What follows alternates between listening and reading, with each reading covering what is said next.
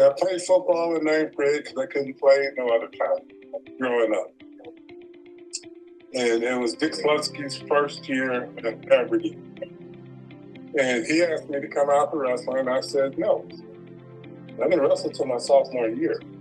With track and field, it was like, well, we didn't have a track, you know that back then. It was just those telephone poles with cable running through them around the football field. And Chris Bortz was out there throwing the discus. And I was like, that was interesting. So I just went out and just started throwing him. He was out there by himself. And then it just kind of evolved from there. And I started, by my sophomore year, I started figuring out that I really wanted to go to college, whether it was Harford Community or if it was, I didn't care. And I saw sports as my way to get there. You know, I'd always had good grades, so that wasn't an issue. And that was my way to get to college. I considered Syracuse because that's where Dick Slutsky went. Maryland, there was, I had Notre Dame, I had, schools like that, but I wanted to be in another state, but I didn't want to be that far that my parents couldn't come watch me play. Well, when I went to Penn State, I had a football scholarship and a wrestling scholarship. I had dual scholarship. Both, or didn't pick one or the other. I wrestled my freshman year after our bowl game. Remember, I got pinned my first meet against a guy named Brown from Lehigh.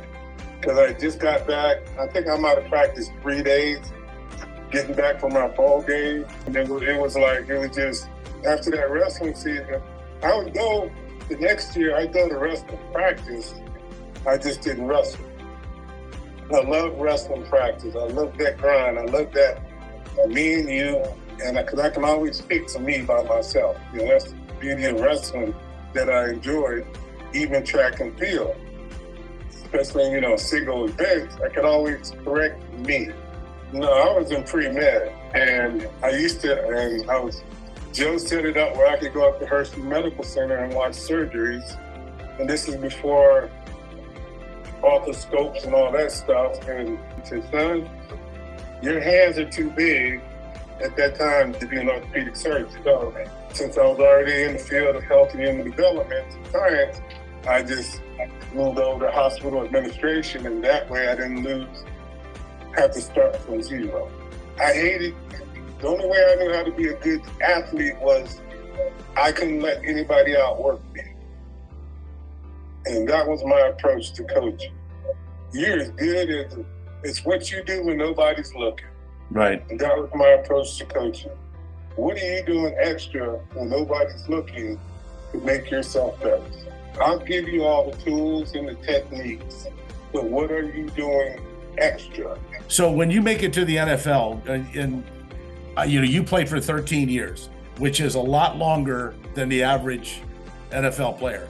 Is there anything that you can think of that you did, or any advice you were given to be able to last as a lineman? I mean, people slamming into you were getting hit in the knees from the side. I mean, you're getting it every which way but loose for 13 years, and you managed to stay at a high level.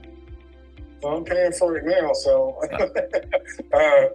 the best advice that I was given was you just got to take care of yourself during the off season.